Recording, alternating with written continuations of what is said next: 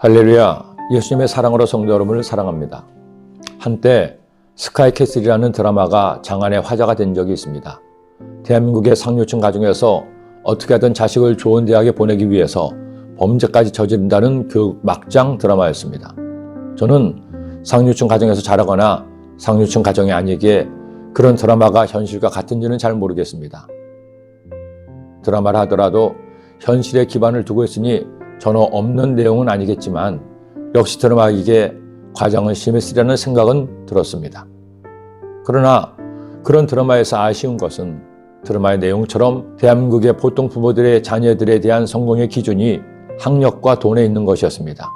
아니 사실은 학력도 돈을 벌기 위한 수단이었으니 지금 우리가 살고 있는 이 시대의 많은 사람의 성공의 기준은 뭐니 해도 돈이라는 겁니다. 그리고 나의 성공, 나의 부를 위해서라면 어떤 일도 용납이 된다는 과정이 아닌 결과가 제일이라는 생각이 지금 이 나라를 병들게 하고 있는 것입니다. 그런데 이것은 믿지 않는 사람들만의 생각이 아닙니다. 교회를 다니고 열심히 믿음 생활을 하다가 이단에 빠지는 이들이 있습니다. 특히 신천지를 비롯한 종말론으로 성도들을 미혹하는 이단들이 가장 대표적으로 말씀을 왜곡하는 내용이 계시록 7장에 나옵니다. 이른바 14만 4천입니다. 원래 14만 4천 명은 예수님의 재림의 때에 마지막으로 회개하고 돌아올 유대인을 상징합니다. 14만 4천 명도 성경에서 이스라엘의 12지파를 상징하는 완전 숫자인 12 곱하기 12,000으로 하나님이 구원하시기로 작정한 모든 사람의 수를 상징하는 수입니다.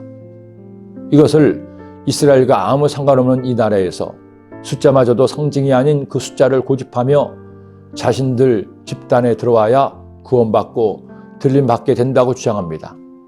그리고 이 14만 4천 명에 포함되기 위해서는 모략도 거짓말도 어떤 수단과 방법도 가리지 않아도 된다는 영적인 이기주의에 빠져 가정도 직장도 미래도 잃어버리고 하늘만 보고 있는 그들을 생각하면 가슴이 미어집니다. 박태선의 천부교도 엘리야 수도원도 이장님의 담의 선교회도 신천지도 14만 4천 명만을 그렇게 부르짖고 있습니다. 그러나 이 말씀에서의 중심은 14만 4천이 아닙니다. 그를 구원하신 예수 그리스도, 마지막까지도 유대인들과 구원할 사람들을 위해서 오래 참으시고 그 눈에서 눈물을 닦아주실 하나님이십니다.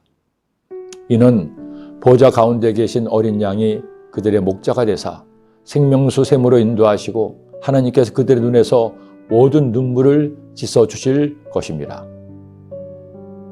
언제 주님이 다시 오실지 아무도 모릅니다.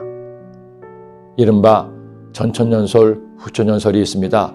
교회가 7년 환란을 통과하지 않을 것이라는 전천년설은 우리 순복음 교단이 믿고 있는데 이것이 맞을지, 교회도 환란을 통과할 것이라는 후천년설이 맞을지, 아니면 아예 그런 것이 없다는 무천년설이 맞을지는 주님이 재림하시면 알 것입니다.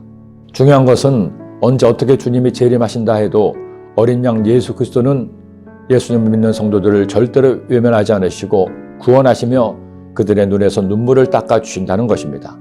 어느 집단, 어느 교회만 구원받는다는 것은 멸망당할 이단이니 절대로 미혹되지 마십시오. 혹시나 이 말씀을 나누고 있는 여러분 가운데 잠시 신천지나 이단에 미혹되어 14만 4천 명에 들어가려고 했던 분이 계신가요?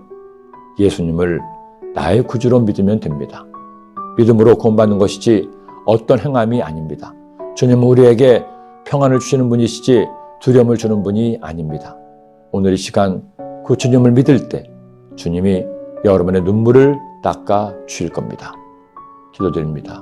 사랑의 주님, 우리 예수님은 우리의 눈에서 눈물을 닦아주시고 어떤 상황에도 우리를 보호하시고 지켜주시는 주님이심을 다시 한번 깨닫습니다.